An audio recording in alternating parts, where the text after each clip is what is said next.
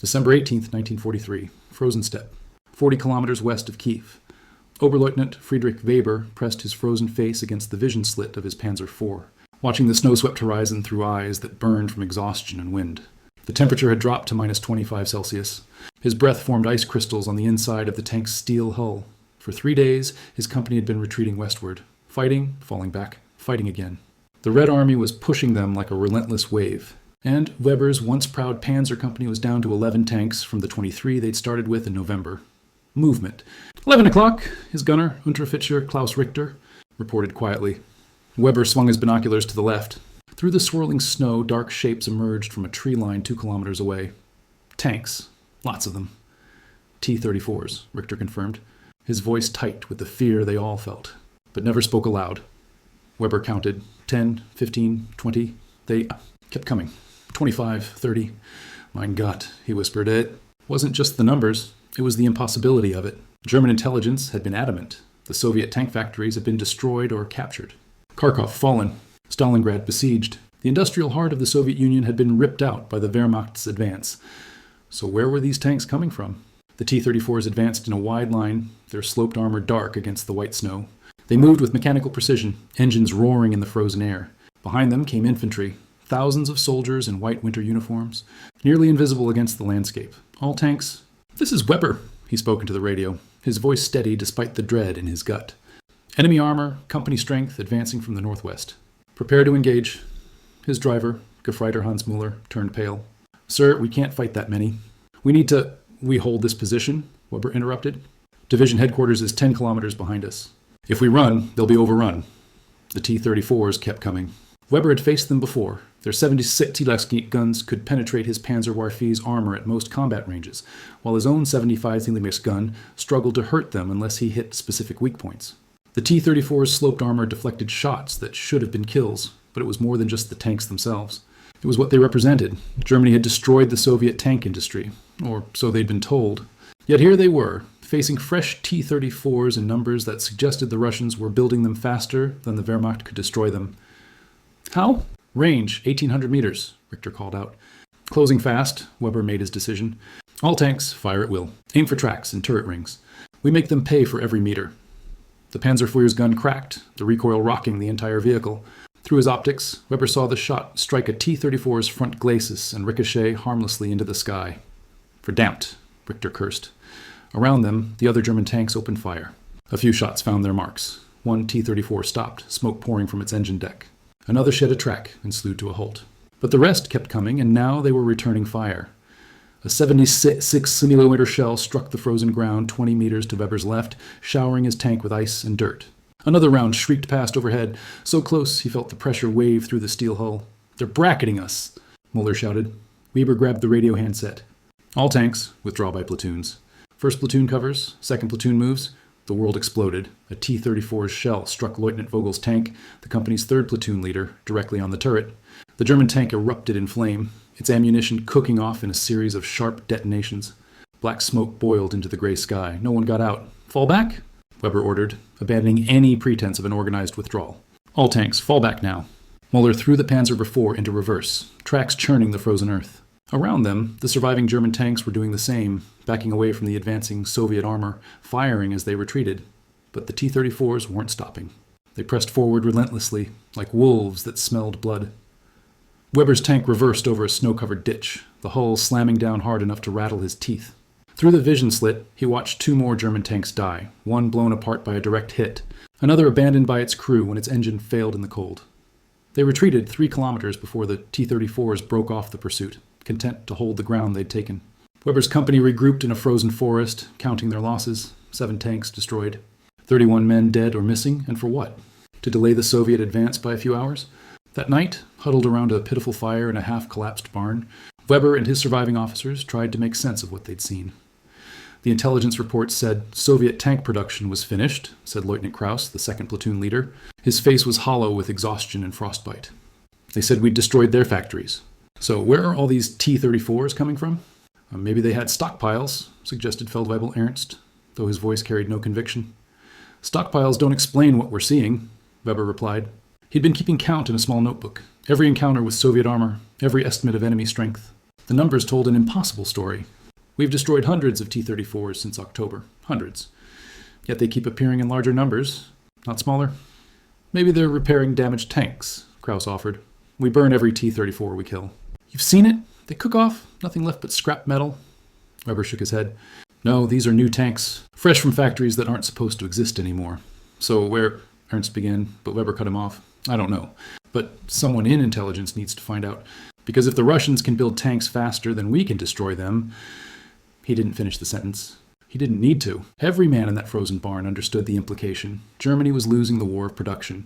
And in modern warfare, production was everything. Can eat 100 kilometers to the east. Chelyabinsk, beyond the Ural Mountains. The sound of hammers on steel echoed through the massive factory hall, a sound that never stopped. Not during the day, not during the night. 12-year-old Natasha Volkova moved along the assembly line, her small hands blackened with grease, placing rubber gaskets into engine housings with mechanical precision. She'd been doing this for 8 months now. 8 months since her father went to the front. 8 months since her mother had taken a job welding tank hulls in the factory next door. 8 months since Natasha had stopped being a child and become a worker in the great industrial machine that was keeping the Soviet Union alive. The factory hall stretched beyond sight, hundreds of meters long, illuminated by harsh electric lights that burned day and night. Everywhere, workers moved in coordinated chaos, women operating massive lathes, old men assembling transmissions, teenagers like Natasha filling in wherever small hands were needed, and on the main assembly line, T-34 tanks took shape like metal dragons being born from Soviet will and desperation. Natasha watched one roll past on the line, hull freshly painted, turret mounted, tracks installed. In 6 hours, it would be driven straight from the factory floor to a rail yard, loaded onto a flat car, and sent west to the front. Some tanks didn't even get paint. They went to the front in bare metal, primer still wet. Keep moving, little one, said Olga, the line supervisor, not unkindly. We're behind quota today. Natasha nodded and reached for another gasket. Her hands were bleeding, small cuts from sharp metal edges, but she didn't complain. Everyone's hands were bleeding. Everyone was exhausted. Everyone worked 16-hour shifts with breaks only for thin soup and stale bread, but everyone worked. Because the alternative was unthinkable. She thought of her father, somewhere out there on the frozen steppe, maybe inside one of the tanks she was helping build. Was he cold? Was he afraid? Was he still alive? She placed another gasket, reached for another, kept working. One tank, then another, then another. An endless river of steel flowing from behind the Urals to the front, where men like Oberleutnant Weber discovered that Germany had miscalculated catastrophically. The Soviet Union wasn't beaten. It had simply moved its industrial heart beyond the reach of German bombers and rebuilt everything from scratch. And now, from underground factories and converted caves and hastily constructed halls beyond the Ural Mountains, the tanks were coming. An avalanche of T-34s that would bury the Wehrmacht under Soviet steel. June 28, 1941, Kharkov, Ukrainian Soviet Socialist Republic. 7 days after Operation Barbarossa, the German bombers came at dawn. Engineer Pavel Suvorov was drinking his morning tea in the Kharkov Locomotive Factory's administrative building when the air raid sirens began their wailing. He dropped the cup, it shattered on the concrete floor, and ran for the window. The sky to the west was black with aircraft. Heinkel He-111s, dozens of them, flying in tight formation at medium altitude. The anti-aircraft guns opened fire, black puffs of flak blooming around the bombers, but they kept coming. Into the shelters, someone screamed, but Suvorov didn't move. He stood at the window, watching as the first bombs fell on his factory, the place where he'd worked for 15 years, where he'd helped design and build locomotives that carried grain and coal and people across the vast Soviet Union. The factory's main assembly hall erupted in flame. The machine shop followed, the foundry. One by one, the buildings that represented decades of Soviet industrial achievement vanished in fire and smoke and thunder. Suvorov's hands gripped the windowsill until his knuckles turned white. This factory produced tank components, transmission housings, drive sprockets, track links for the T-34s that were the Red Army's main hope against the German panzers.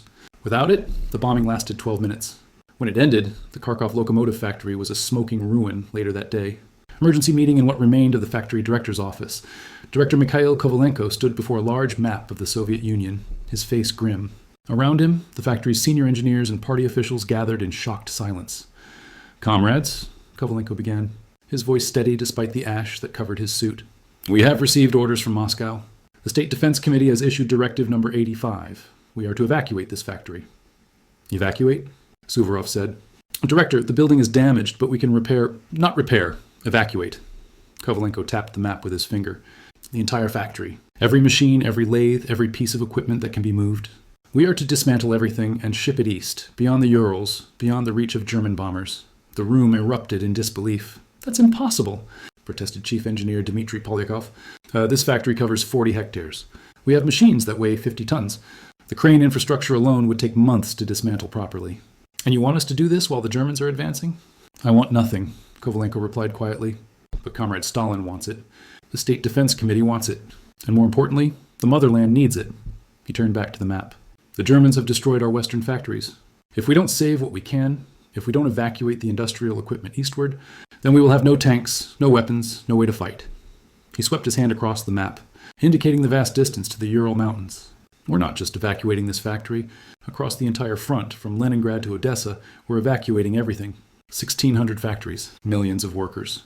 Entire cities' worth of industrial equipment. The largest evacuation of industrial capacity in human history. Suvorov stared at the map, trying to comprehend the scale. Move 1,600 factories? While fighting a war? Where do we go? He asked. Kovalenko's finger traced eastward across the map, past Moscow, past the Volga River, deep into the Ural Mountains. Chelyabinsk. There's a tractor factory there. We'll merge with it. Their buildings, our equipment. They'll make tank hulls. We'll make transmissions and tracks. And if Chelyabinsk doesn't have space, Polyakov asked, then we build new buildings. In the open. In the snow. Underground if necessary. Kovalenko's voice hardened. Comrade Stalin has been clear. We will produce tanks, or we will die trying. Those are the options. July 15th, 1941. Kharkov Railway Yard. The evacuation had become a symphony of controlled chaos. Suvorov stood on a platform, clipboard in hand, watching workers dismantle a massive hydraulic press that normally stamped out tank hull plates. The press weighed 42 tons, a monument of Soviet industrial capability. Now, workers were cutting it into sections with acetylene torches, the blue flames hissing in the summer heat. Careful, he shouted as a crane lifted a section. That's precision equipment. If you drop it, we might as well leave it for the Germans. Around him, the scene was repeated across the entire railway yard. Lathes were being loaded onto flat cars. Milling machines were hoisted into box cars. Smaller equipment was packed in crates. Everything that could be moved was being moved, and everywhere, people. Workers, engineers, their families. They were being evacuated too, because machines without skilled operators were useless. Entire factory towns were being picked up and transplanted across a continent. A young woman approached Suvorov, Katerina Ivanova, one of the factory's best lathe operators. She was 23, pregnant, and determined to stay with her equipment. Engineer Suvorov, they're telling me I can't go with my machines. They say pregnant women should stay in Kharkov. Suvorov looked at her, then at the chaos around them. Can you operate a lathe in Chelyabinsk? Of course. Then you're coming. I'll arrange it with the director. We need every skilled worker we can get. She smiled, the first smile he'd seen in days. Thank you, comrade. As she walked away, Suvorov returned to his clipboard. The list was staggering. 2,180 machine tools, 15 cranes, 300 kilometers of electrical cable, the entire contents of the factory warehouse. Even the light fixtures and window frames were being salvaged. Nothing would be left for the Germans. Nothing. The trains began leaving the next day. Suvorov stood on the platform, watching the first freight train pull away, 32 flat cars loaded with equipment, followed by passenger cars packed with workers. It would be the first of 47 trains needed to evacuate the entire factory. Director Kovalenko appeared at his shoulder. The Germans are at Poltava. 100 kilometers away, Suvorov did the math in his head. We need 3 more weeks to complete the evacuation. Then we work faster. Kovalenko lit a cigarette with shaking hands. Comrade Suvorov, do you understand what we're attempting? This factory took 20 years to build. We're trying to dismantle and move it in 3 weeks while fighting a war. We'll manage, Director. We have to do more than manage. We have to succeed. Kovalenko stared at the smoke rising from factories still being bombed in the distance. Because if we don't get these machines east, if we don't rebuild and start producing again, then the motherland dies. It's that simple. August 7th, 1941, somewhere in the Ural Mountains. The train journey took 17 days. Suvorov sat in a passenger car that smelled of unwashed bodies, tobacco smoke, and fear. 200 workers were crammed into a space designed for 80. Children cried. Old men coughed. Women tried to maintain some semblance of normalcy, sharing food, singing songs to keep spirits up outside the grimy windows. The landscape changed from Ukrainian farmland to Russian forest, to the beginning of the Ural Mountains. They were traveling beyond the reach of German bombers, into a land so vast and remote that Hitler's armies could never conquer it all. The train slowed, then stopped. Why are we stopping? Someone asked. This isn't Chelyabinsk. Suvorov pressed his face against the window. Outside, there was nothing, just empty steppe stretching to mountains in the distance. No buildings, No infrastructure. Nothing. A railway official appeared in the doorway.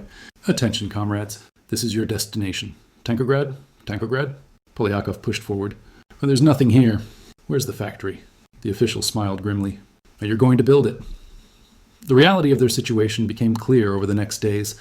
Chelyabinsk tractor factory, their supposed destination, was already overflowing with evacuated factories. So were all the other established industrial centers.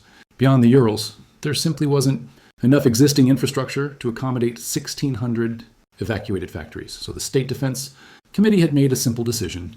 Build new infrastructure. Now, in the middle of nowhere. In winter, Suvorov stood in an empty field, literally an empty field, where the Kharkov locomotive factory was supposed to rise again. Workers were already unloading equipment from trains, stacking it on the bare earth.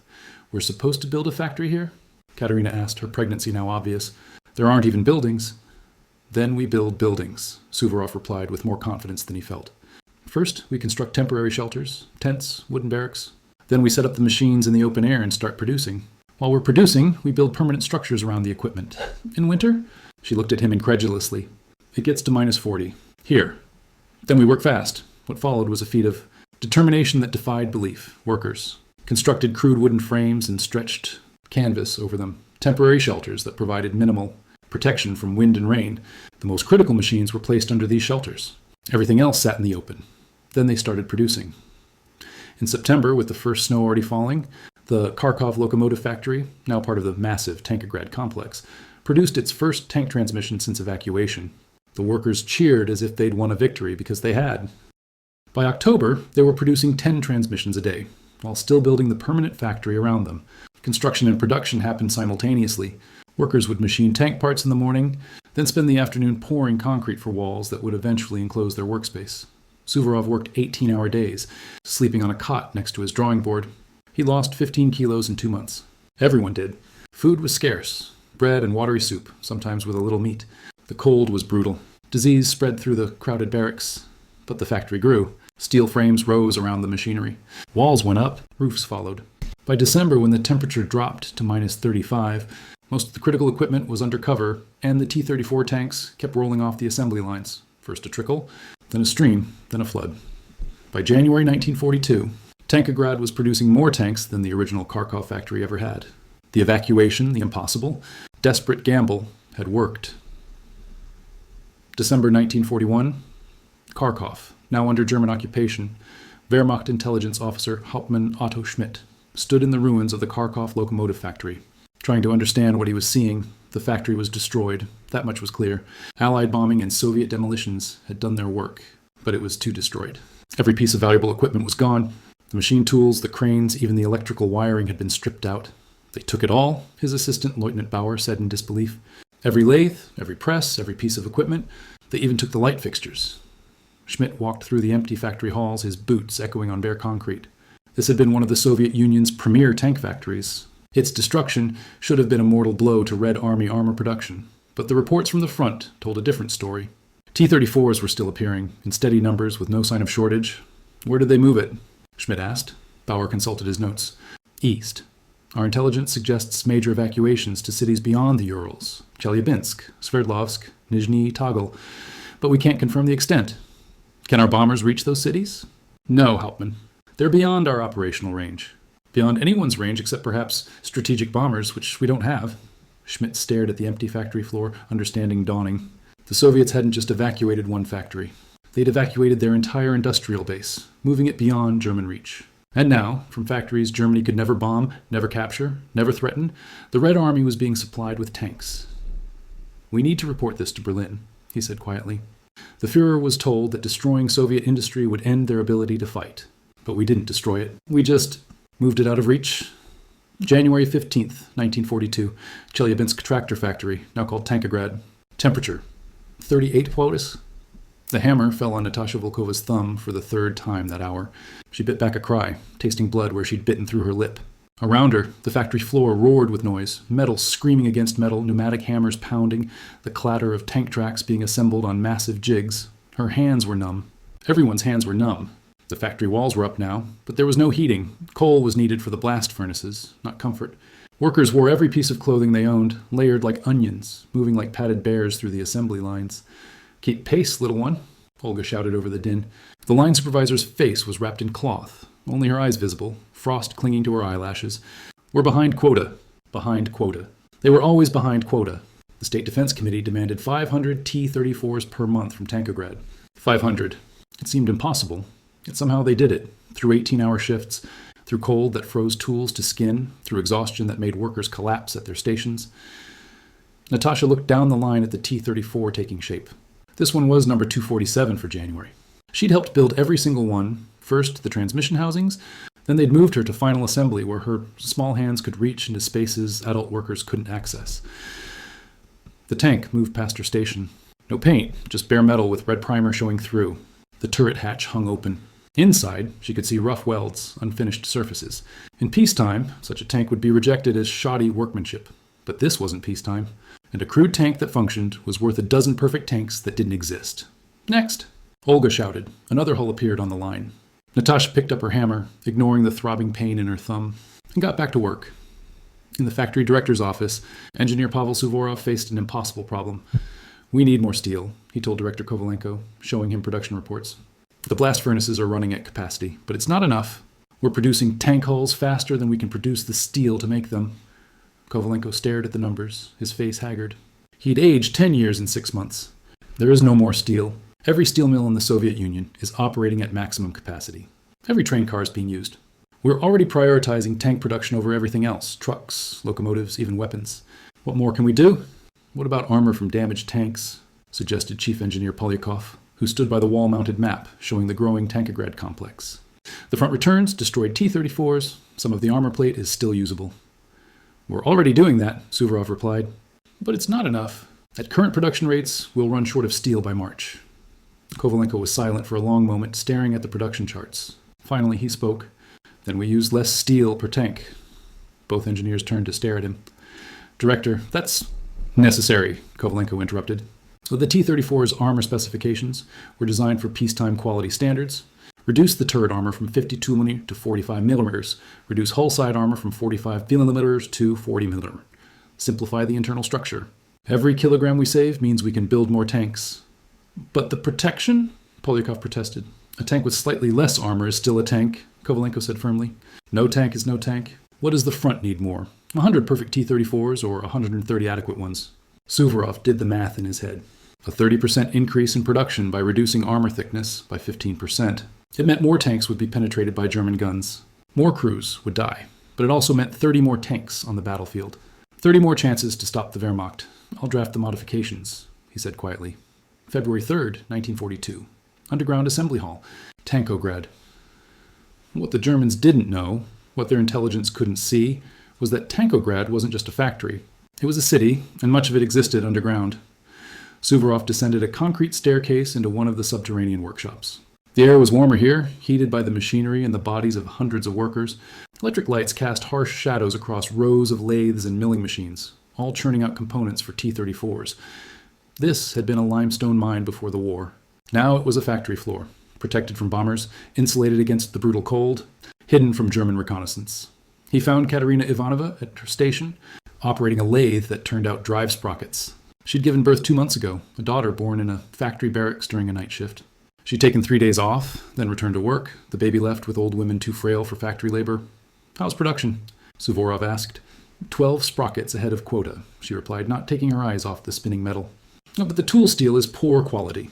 These cutting bits wear out twice as fast as they should. I know. Everything is poor quality now. The steel, the coal, the electricity supply. He paused. But we're producing tanks. That's what matters. Katerina finally looked at him. Engineer Suvorov, do you ever wonder if the tanks we're building, if they're good enough? If our soldiers can fight the Germans with equipment we're making so quickly? Suvorov thought about the modified designs, the reduced armor, the shortcuts they were taking in the name of production speed. The T-34 is still the best tank in the world, he said. Oh, its sloped armor, its 76mm gun, its diesel engine, these give it advantages over German panzers. Even with our modifications, even with rushed production, it's still superior to most of what Germany has. But for how long? The Germans will improve their tanks, then we'll improve ours. Or we'll build so many that it doesn't matter. He smiled grimly. That's the genius of Comrade Stalin's strategy. We can't match German engineering quality. But we can match them in quantity. Bury them under Soviet steel. March 1942. Testing ground outside Tankograd.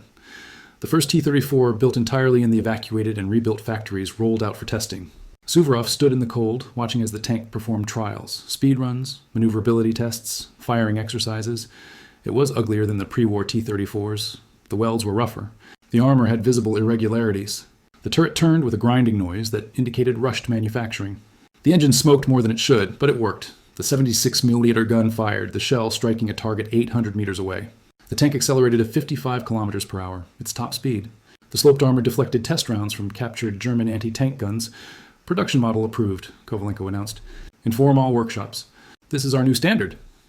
Suvorov felt a strange mixture of pride and shame.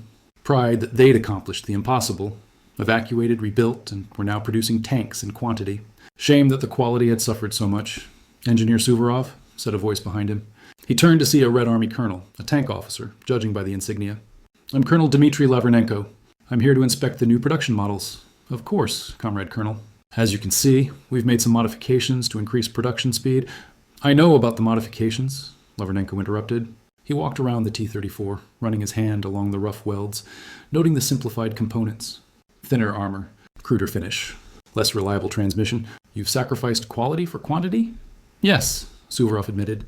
There was no point in lying. Lavernenko continued his inspection in silence. Finally, he turned back to Suvorov.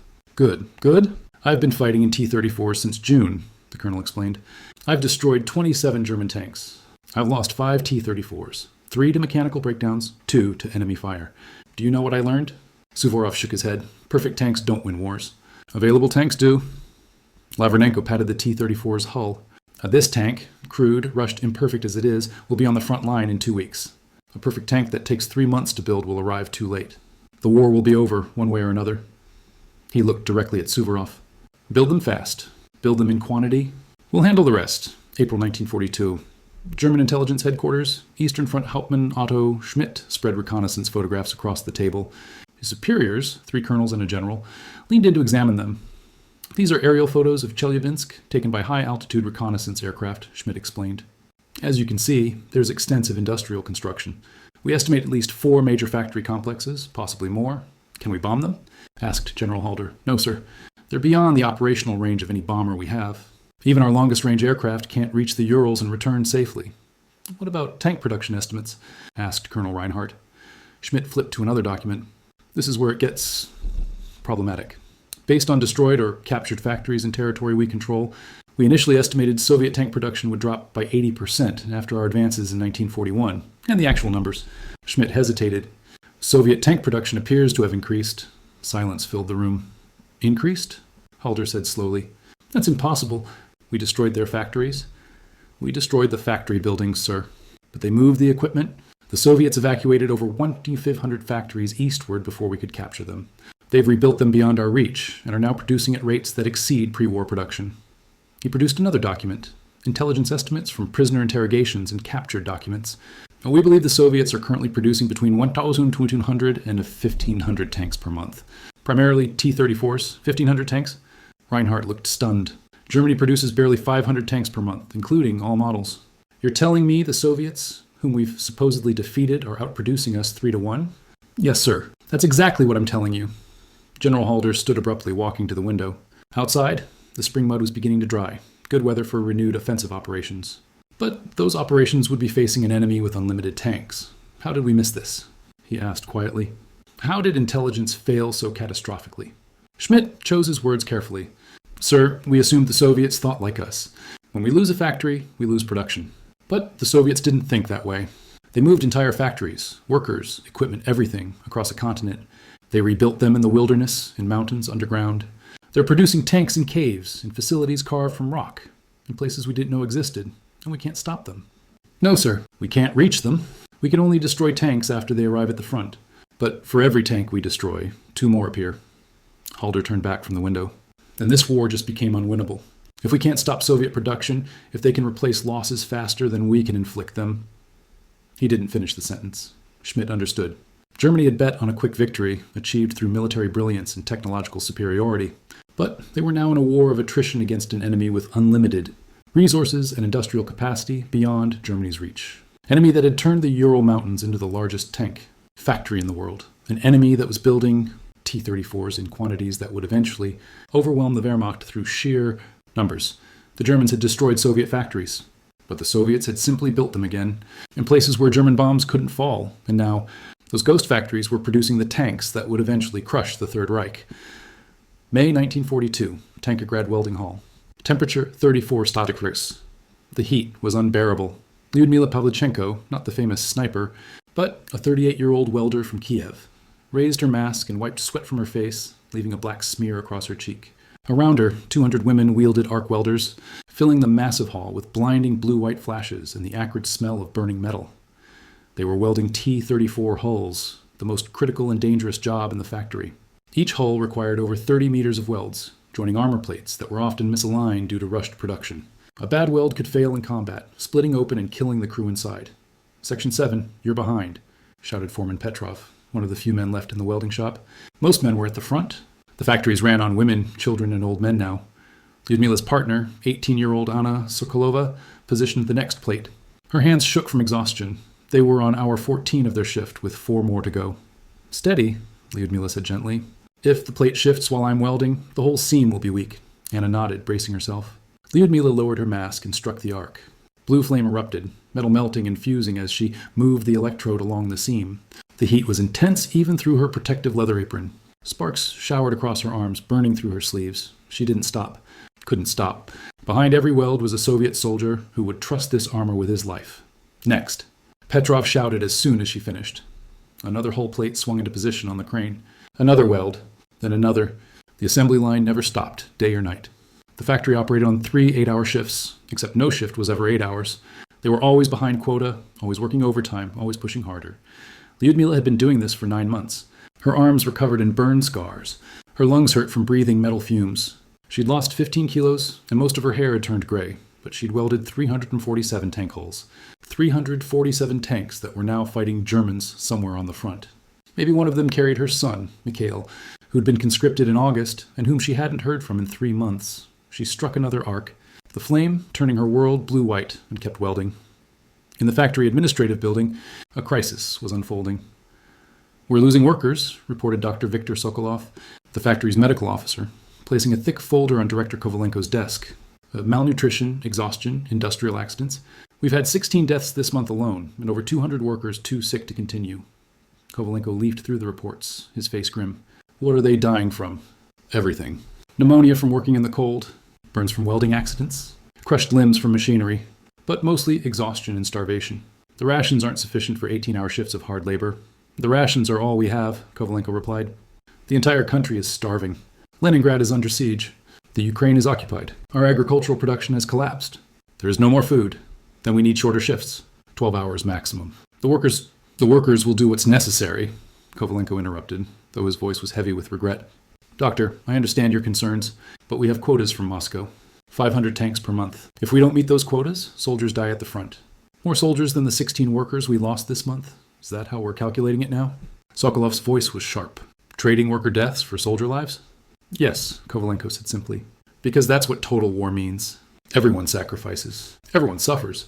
The alternative is German victory. You know what that means." Sokolov stared at him for a long moment, then picked up his folder and left without another word. Kovalenko sat alone in his office, staring at the production charts on his wall. 500 tanks per month. They were on track to meet it, barely. But the cost? He thought of Lyudmila in the welding hall, working herself to death, of Natasha Volkova, the 12-year-old who should be in school, of Katerina Ivanova operating a lathe while her infant daughter cried in the factory nursery. The cost was measured in broken bodies, ruined health, childhood stolen. But what choice did they have? Outside his window, another completed T-34 rolled off the assembly line, painted in winter camouflage, ready for the front. Another tank, another weapon in the vast arsenal that would eventually crush Germany. The price was terrible, but defeat would be worse.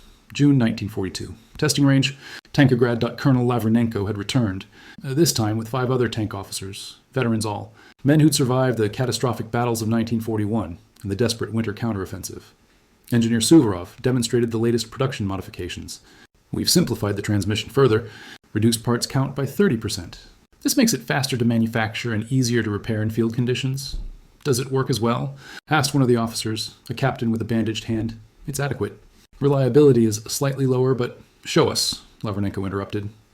They spent the day testing 3 factory-fresh T-34s. The tanks performed acceptably, though the officers noted numerous issues: rough gear changes, oil leaks, turrets that bound when rotating, guns that required adjustment after every few shots. "These tanks wouldn't pass pre-war quality inspection," one officer commented. "I know," Suvorov admitted, "but pre-war is over. This is what we can produce now in the quantities needed." That evening, sitting around a fire outside the testing range, Lavrenenko shared what the engineers never saw: combat reality. "A T-34's lifespan at the front is 6 months if it's lucky," he said, warming his hands over the flames. "Most die in their first battle. Not from enemy fire, from mechanical breakdown. The engine overheats. The transmission fails. The crew abandons it and retreats on foot." "We're working on reliability," Suvorov began. "I don't want you to," Lavrenenko interrupted. "Here's what I learned. A T-34 that works perfectly for 3 months, but takes 4 months to build, is worthless. A T-34 that works adequately for 2 months, but takes 2 weeks to build, is invaluable."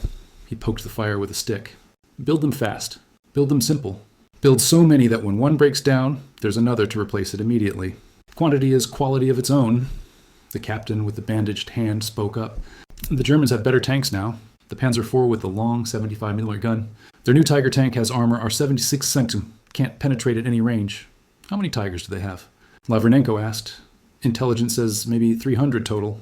"And how many T-34s do we have?" The captain checked his notes. "Over 12,000 produced since 1940. Approximately 6,000 currently operational." "There's your answer," Lavrenenko said. "They have 300 Tigers. We have 6,000 T-34s. Yes, a Tiger can kill 5 T-34s before dying.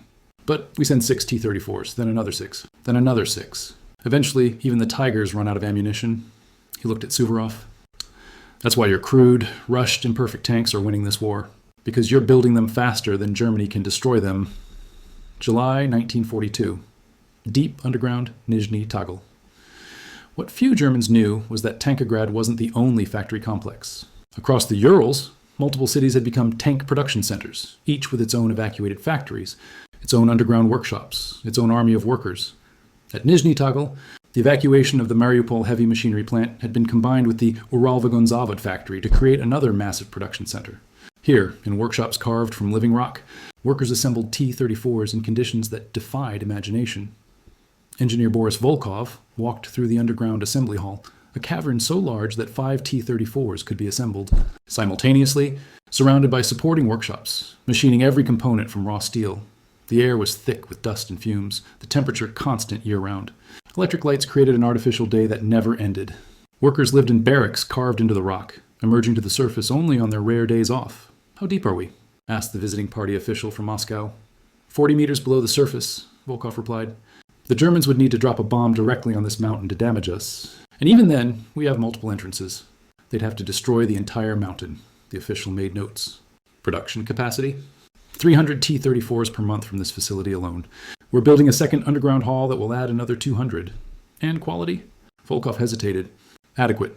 The underground environment creates challenges: humidity, ventilation, lighting. But we're producing tanks that fight." They walked past a completed T-34, its hull still hot from the welding. A crew was already climbing aboard to drive it to the surface for testing before it would be loaded on a train westward, the Führer thought. "Destroying our surface factories would end tank production," the official said. He didn't understand Soviet determination. "We simply moved underground, built factories the Germans can't see, can't reach, can't destroy." "It's more than that," Volkov replied. "We changed how we think about manufacturing. German tanks are precision instruments, each one carefully crafted, taking weeks to complete. Our tanks are weapons of mass production. Crude, simple, built for rapid manufacture and easy replacement. Quantity over quality." "Quantity is quality," Volkov corrected. "A perfect tank that doesn't exist is worthless. An adequate tank that's available wins battles." August 1942. Wehrmacht headquarters, Eastern Front. The intelligence briefing had become a monthly ritual of escalating disbelief. Soviet tank production for July. Estimated 1,800 units, Hauptmann Schmidt reported to the assembled officers. This represents a 20% increase over June. 1,800 tanks? General Halder's voice was strained. "In 1 month, Germany produced 420 tanks in July, including all models. You're telling me the Soviets are outproducing us 4-1? "Yes, sir, and the trend is accelerating. We project Soviet production will reach 2,000 tanks per month by September." Colonel Reinhardt studied the maps showing known Soviet production facilities. "Can we reach any of these factories, even with a deep penetration raid?" No, sir. They're hundreds of kilometers beyond our front lines, deep in the Urals. We'd need a strategic bomber force we don't possess, penetrating air defenses we can't suppress. To strike targets we can barely locate. What about sabotage? Partisans? Underground resistance? Schmidt shook his head. The factories are in remote areas with tight security. And even if we destroyed one facility, there are dozens more. We've identified at least 40 major tank production centers east of the Urals, possibly more underground or hidden from aerial reconnaissance. Halder stood and walked to the window, staring eastward toward the vast Soviet interior. We calculated wrong, he said quietly. The Führer believed conquering territory would destroy Soviet capability. But Russia isn't like France. It's too large, too deep. They simply moved everything we tried to capture beyond our reach. And now they're burying us in tanks, Reinhardt added. Every offensive we launch destroys hundreds of Soviet tanks. And within weeks, they've been replaced. Meanwhile, every panzer we lose is irreplaceable. Schmidt cleared his throat. There's more, sir. Intelligence from captured documents suggests the Soviets are developing improved tank designs. A T-34 with an 85mm gun, heavier armor, better reliability. When? Production could begin by late 1943. The room fell silent. The implication was clear. Germany was losing the production war now with current Soviet tanks. If the Soviets fielded superior tanks in even greater numbers? Recommendations? Halder asked. No one answered. Because there were no good answers. Germany couldn't outproduce the Soviet Union, couldn't bomb its factories, couldn't conquer territory fast enough to capture production centers before they were evacuated. The ghost factories of the Urals, invisible, untouchable, unstoppable, were producing the steel tide that would eventually drown the Wehrmacht, and German intelligence could only watch, count the tanks, and update their estimates of how long Germany could hold out against an enemy with unlimited industrial capacity. The answer, though no one wanted to say it aloud, was not long enough. Suvorov exhaled, his breath forming clouds in the sub-zero air. Around him stood a handful of engineers, soldiers, and political officers, all wrapped in heavy coats, faces drawn and pale. The T-34 thundered across the snow-covered testing ground, its tracks throwing up white plumes as it accelerated. The driver shifted gears roughly, but the tank responded, powerful, confident. When it reached the far end of the course, the gunner swung the turret, sighted a derelict Panzer III hulled out from earlier tests, and fired. The 76mm shell hit, squarely, punching through the German tank's armor with a dull whoomp. A cheer went up from the watching workers, weak at first, then louder, echoing across the frozen plain. It works, Polyakov said softly. It's not pretty, but it works. Suvorov nodded. Pretty doesn't win wars. Director Kovalenko, standing behind them, allowed himself a rare smile. Comrades, this is the first T-34 born entirely in Tankograd. Remember this day. From now on, this factory will feed the Red Army like a furnace feeds the flame. He turned to Suvorov. How fast can we increase production? If we get steady steel, shipments, 200 a month by May, 500 by summer. More if we keep simplifying components. Kovalenko's expression hardened again. Then we'll simplify everything except the gun and the engine. The Germans are improving their tanks, yes, but they can't match our pace. Every week we will send more steel beasts west. Every week, fewer Germans will return. May 1942. The Western Front, near Kharkov, Oberleutnant Friedrich Weber crouched beside the burned-out remains of his latest Panzer IV. The charred steel still radiated heat through the morning mist. His company was gone again, what remained of it at least. The Soviet counteroffensive had hit them like a hammer. Dozens of T-34s, some crudely welded, some even unpainted, had surged across the fields. They looked like they'd been built yesterday, and many had been. His men whispered rumors, factories that appeared overnight in the east, tanks coming straight off the assembly lines and onto trains bound for the front. Weber had dismissed it as Soviet propaganda, but after what he'd seen, he wasn't so sure anymore. He picked up a shard of armor from one of the destroyed T-34s. The metal was thinner than usual, the welds rough. Poor quality, he thought. But there are so many of them, quantity over quality. The Germans had always prided themselves on precision, on craftsmanship. But in war, the perfect could be the enemy of the possible. Weber dropped the fragment into the snow and stared at the horizon. Another column of smoke was rising. More tanks, more Russians. Sir? Richter, his gunner, approached cautiously. Orders? Weber looked at him. His eyes were bloodshot, his face gray with fatigue. Orders? He repeated bitterly. The same as always. We hold until we're destroyed. June 1942. Tankograd night had fallen, but the factory burned with light. Inside, the sound of production never ceased. Hammers, engines, shouting, the metallic rhythm of survival. T-34, number 5000, rolled off the line that night. Children, mothers, old men, everyone stopped to watch as the tank was christened with a splash of vodka across its bow. Natasha Volkova stood near the rail line, soot covering her face, hands cracked and bleeding. Olga handed her a piece of black bread half frozen. 5,000, Olga said softly. Do you know what that means, little one? Natasha shook her head. It means 5,000 chances for our men to come home alive. 5,000 ways to remind the fascists that we are not finished. Natasha looked at the tank as it was loaded onto a flat car. The red star on its turret caught the light. Somewhere, far away, her father might be waiting for a tank just like this. And as the whistle blew and the train began to move, its cars filled with newly built T-34s bound for the front, she whispered a small prayer into the steam-filled air. Drive fast, Papa. Drive fast and come home. Epilogue. 1945. When Berlin fell and the Red Army's tanks rumbled through the ruined streets. Most of them bore a single inscription welded crudely onto their hulls. Stellan of Tankograd, made in Tankograd. The world would later call it a miracle of production. But for the millions who had built it with their hands, their hunger, and their blood, it wasn't a miracle. It was endurance. Because in that frozen factory city beyond the Urals, where children became workers and workers became soldiers, the Soviet Union had proven a truth that would define the rest of the war. Germany had the finest tanks in Europe, but Russia had more.